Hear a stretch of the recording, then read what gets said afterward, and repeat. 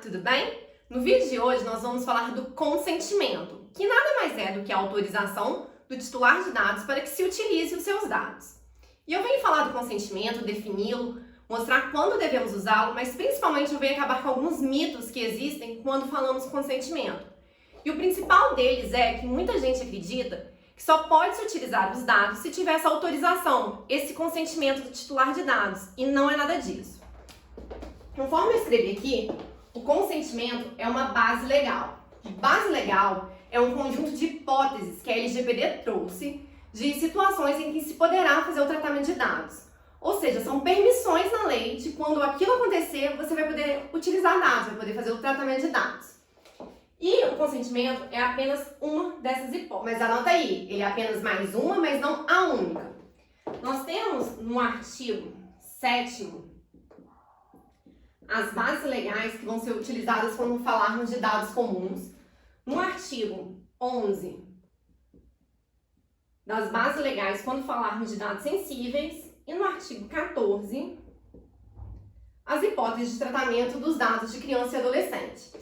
Aqui nós temos 10 hipóteses, aqui nós temos 8 e aqui é um caso específico que eu já vou falar por quê. Ou seja, o consentimento está dentro de cada uma dessas hipóteses, mas não é o único, conforme nós podemos observar. Então, assim, a finalidade principal desse vídeo é justamente essa: quebrar com esse mito, quebrar com essa crença de que só pode utilizar dados com consentimento, ou que ele é o principal, ou que ele é o mais importante, porque não existe hierarquia dentro dessas bases legais. O que vai definir qual base legal que vai usar, se é o consentimento ou se é outra, é a finalidade para que se use o dado. Ou seja, não é o dado que define a base legal, é a sua finalidade. Assim, às vezes, o mesmo dado usado para finalidades diferentes vai ser justificado por bases legais diferentes. E é justamente aí que eu vou dar um exemplo de um mesmo dado que é usado para finalidades diversas que vão incidir duas bases legais diversas. Vamos pensar no endereço. Meu dado escolhido vai ser um endereço. Vamos supor que você quer comprar um tênis numa loja online e você entra nessa loja online. E o tênis vai ser entregue na sua casa, você quer que ele seja entregue na sua casa. Você entende que para você comprar esse tênis e para ele atingir a finalidade, que é chegar na sua casa, você tem que dispor do seu endereço? Você tem que entregar o seu dado endereço, você não tem essa escolha. Ou você entrega o endereço, ou a compra não vai ser realizada. Não tem essa hipótese de, não vou entregar meu endereço. Tá, mas e aí, como que o tênis vai chegar até você? Então, nesse caso da compra com o delivery, com a entrega do produto, a entrega do dado endereço não é uma entrega que se baseia no consentimento.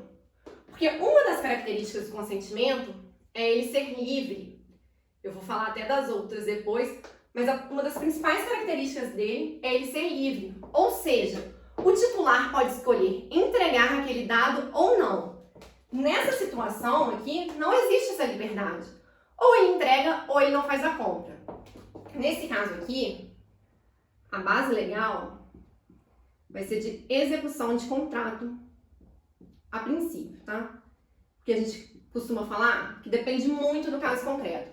Mas para essa finalidade, nesse caso, podemos falar sim que vai ser execução de contrato. Um contrato de compra e venda com entrega, mesmo que não exista o contrato formal escrito, é um contrato de compra e venda, quando você compra na internet, com entrega. Então, a base legal vai ser a base legal chamada execução de contrato. Aí vamos supor que também, nesse site, depois que você fez a compra, ou antes de fazer a compra, você viu que ele tem um clube de vantagens. Você faz um cadastro nesse site, e aí você começa a fazer parte de um grupo que vai ter descontos. A primeira compra você ganha 5%, na segunda você ganha 10%, você é avisado antes das promoções, um clube de vantagens normal. E para você participar, você tem que fazer um cadastro que você entrega seu nome, telefone e endereço. Nessa situação, a escolha de você fazer parte do clube de vantagens ou não vai influenciar, não vai impactar na sua finalidade principal, que é a compra. Você queria comprar, a sua finalidade ao ir ali no site é comprar. Você participando ou não do clube de vantagens, você consegue comprar o tênis.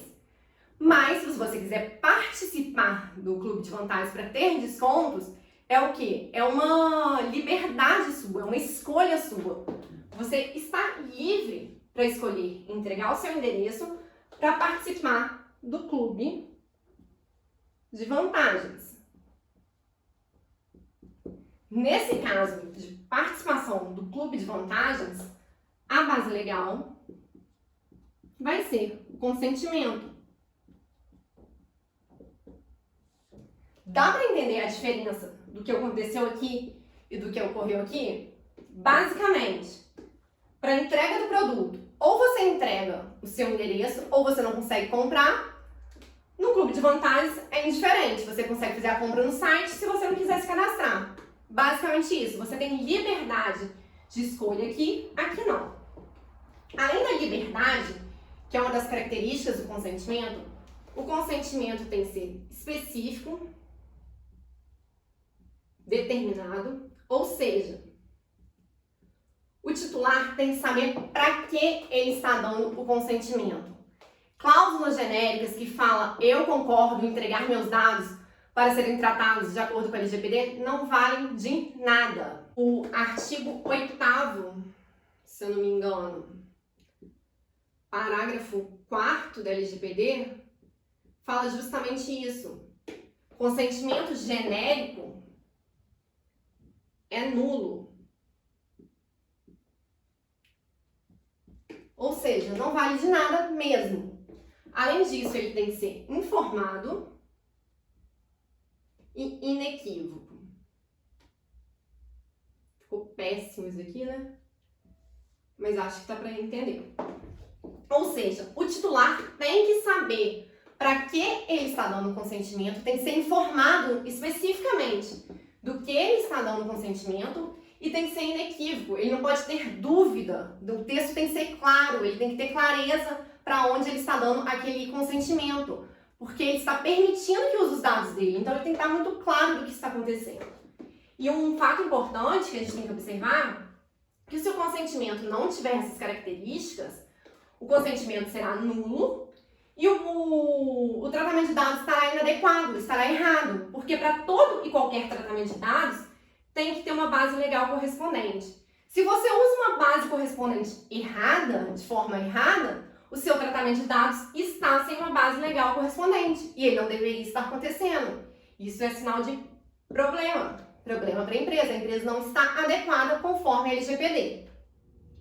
Aqui nesse exemplo do delivery, se a base legal, se lá no político de privacidade ou nos documentos do próprio agente de tratamento estivesse falando que era consentimento a entrega desse endereço, está errado, porque não é execução de contrato. E aí você pode pensar, mas tudo bem, mas usou consentimento, não tem problema, porque teve autorização do titular de dados, pode usar o dado. Não, porque não foi uma autorização livre. Ele não teve liberdade, logo não é um consentimento válido. Isso que tem que ter atenção. Por isso que eu vim gravar esse vídeo, para quebrar esse mito, porque as pessoas acham que é melhor usar consentimento, que a melhor forma de tratar dados é ter autorização do titular, e não é. A melhor forma de tratar dados é utilizar a base legal adequada para a finalidade. Não há uma hierarquia entre as bases legais. O consentimento não vem na frente, o consentimento não é melhor. São todas no mesmo nível, o que vai definir qual é melhor é a finalidade. E aí eu volto nesse asterisco que eu coloquei aqui, quando falamos dos dados da criança e do adolescente. Porque quando tratamos dos dados da criança, aí nesse caso, e somente nesse caso específico, o consentimento é a regra geral. Basicamente, o consentimento é praticamente a única forma de se tratar dados da criança e do adolescente. O consentimento do pai, da mãe ou do responsável. Existem algumas exceções aqui, como no caso de você contatar o pai, a mãe, ou no caso de algum risco da criança, você tratar o dado dessa criança sem o consentimento dos pais.